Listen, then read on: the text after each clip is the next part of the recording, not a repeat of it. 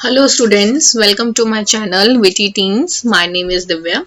आज हम एनसीईआरटी की क्लास 6 में इंग्लिश की बुक जो है हनीसकल, उसके चैप्टर 1 की जो पोयम है अ हाउस अ होम, उसके बारे में हम पढ़ेंगे।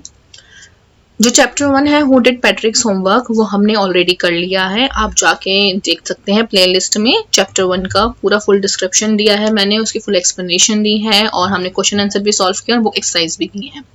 तो आज हम पोयम करेंगे अ हाउस अ होम। इसके बारे में भी आपको पूरी एक्सप्लेनेशन दूंगी मैं इस वीडियो में और हम बुक एक्सरसाइज भी सॉल्व करेंगे। So let's begin with the pome. House a Home, it's written by Lauren M. Harley. Lauren M. Harley is an American poet. So she is presenting here a different point of view, a new perspective towards looking a difference between a house and a home. अच्छा, हमसे कोई पूछता है कि आपका घर कहाँ है, तो हम जनरली हिंदी में तो यही कहते हैं कि हमारा घर यहाँ पे है, हम यहाँ रहते हैं, मेरे घर में इतने मेंबर्स हैं और ये मेरा भाई है और हम ऐसे रहते हैं। अब इंग्लिश में क्या है यहाँ पे, a house a home. A house के बहुत सारे सिनोनिम हो सकते हैं, जैसे आप कह सकते हैं होम है, रेजिडेंस है, अबॉर्ड है। सो किसी के लिए कुछ भी हो सकता है, बट यहाँ पे जो पोएट का पर्सपेक्टिव है वो डिफरेंट है। उसने एक ऑब्जर्वेशन, माइन्यूट ऑब्जर्वेशन की है, उसने यहाँ पे डिफरेंशिएट किया है। पोएट ने यहाँ पे डिफरेंशिएट किया है between a house and a home. अब उसने क्या डिफरेंशिएट किया है वो हम इस पोएम में देखेंगे, बट उससे पहले मैं आपको एक एग्जांपल देना चाहती हूँ। जैसे आप जिस भी एरिया में रहते हैं, एक आप अपना घर का एग्जाम्पल ले लीजिए और एक जो खाली मकान पड़ा है उसका एग्जाम्पल ले लीजिए।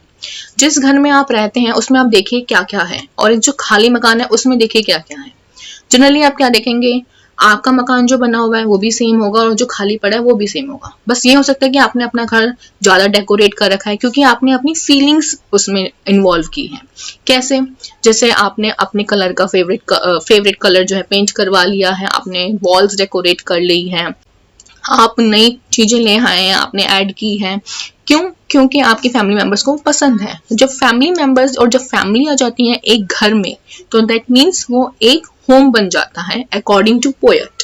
और जो खाली मकान पड़ा है जिसमें सिर्फ क्या है, खिड़कियां है, डोर है, फ्लोर है, वॉल्स है, रूफ है, चिमनी है और खाली मकान है वो एक तरह से, क्योंकि उसमें फैमिली नहीं रहती है। तो पोएट ने यही डिफरेंस किया है। जो खाली मकान है पोएट ने उसको हाउस बोला है, और जो एक आपका घर है जिसमें सारे फैमिली मेंबर्स रहते हैं, लव एंड केयर करते हैं एक दूसरे की, और उन्होंने अपने इमोशंस इन्वॉल्व किए हैं उस घर में, तो उसको उसने क्या बोला है, अ होम बोला है। I hope this is understood by you. So begin with the poem. Let's begin with the poem. You will understand poet's point of view also. Okay, so what is a house?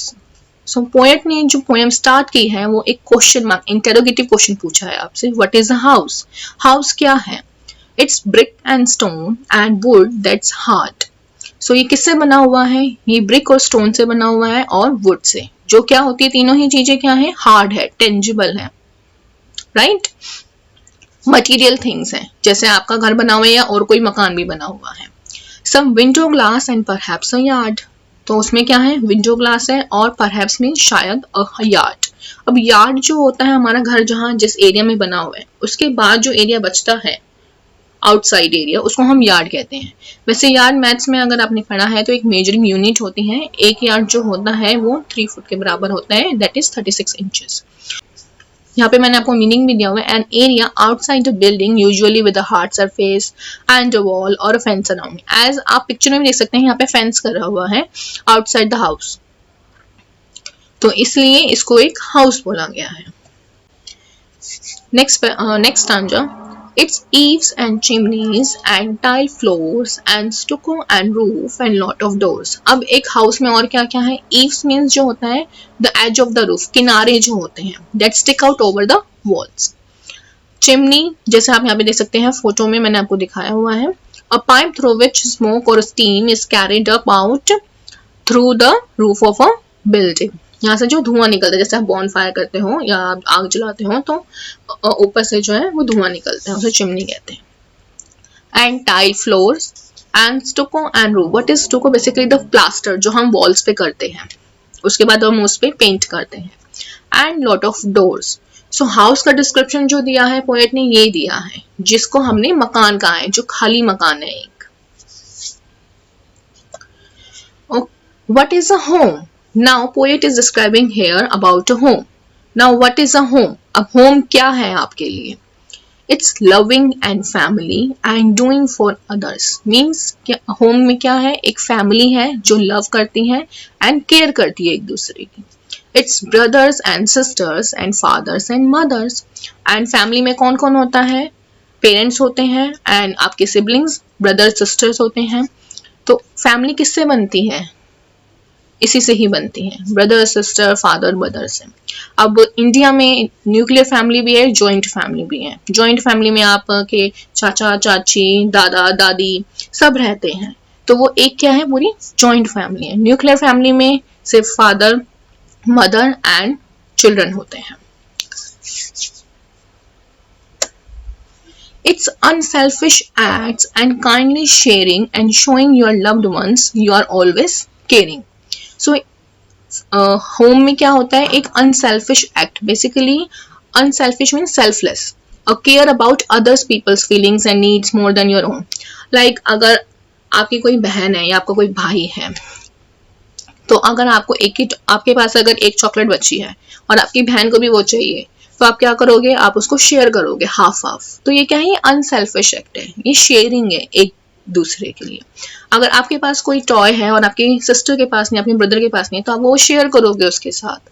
तो ये क्या है, ये unselfish act है of sharing and showing your loved ones you are always caring. Sometime क्या होता है कि आपका ब्रदर बहुत प्रॉब्लम में है, आपकी सिस्टर या आपकी मदर ही या फादर प्रॉब्लम में है, बट आप क्या करते हो, आपको अगर उसको सॉल्यूशन पता है तो आप बिना बताए उन्हें क्या है, उनकी प्रॉब्लम सॉल्व कर देते हो।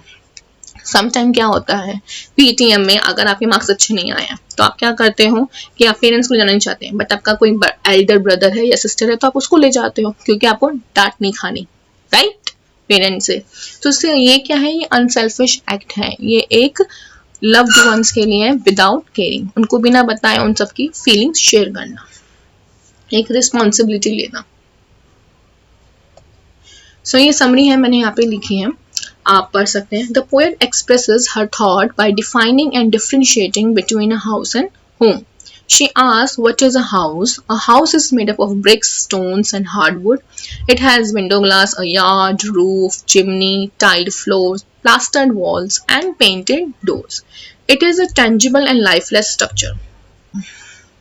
टेंजिबल मीन्स मटेरियल थिंग से बना हुआ house, and lifeless structure means उसमें कोई इमोशन नहीं है, कोई लिविंग बीइंग नहीं है एक हाउस में। सो हाउस क्या है, एक ढांचा है, एक स्ट्रक्चर है, एक ढांचा है सिर्फ। बट एक हाउस होम कब बनता है, जब उसमें एक फैमिली रहने आती है, और फैमिली में कौन कौन होता है देखते हैं। Then she asks, what is a home? A home is where reside families members like brothers and sisters, father and mother, with love and care. एक दूसरे से प्यार भी करते हैं और केयर भी करते हैं। Share responsibility, एक दूसरे की जिम्मेदारी शेयर करते हैं। Having fun, work selflessly, एक दूसरे के लिए selflessly वर्क करते हैं। And living together.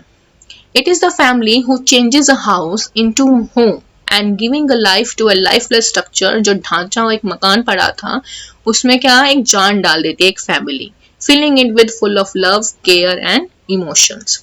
अगर मैं एक एग्जांपल लेती हूँ, जैसे मैंने यहाँ पे भी लिखा हुआ है, हम हाउस एंड होम को ऐसे भी डिफरेंशिएट कर सकते हैं, एक घर का खाना और एक बाहर का खाना। आप बाहर का खाना कब तक खाओगे, आपको बाहर के खाने में वो टेस्ट नहीं आएगा जो आपकी मम्मी के हाथ का बने हुए खाने में टेस्ट आएगा। बाहर जो बना है उसमें भी रेसिपी सेम है, जो घर में बना है उसमें भी रेसिपी सेम डली है, बट रेसिपी क्या है, यहाँ पे इंग्रेडिएंट्स है, मटेरियल्स है जो एक हाउस को बनाने में लगते हैं।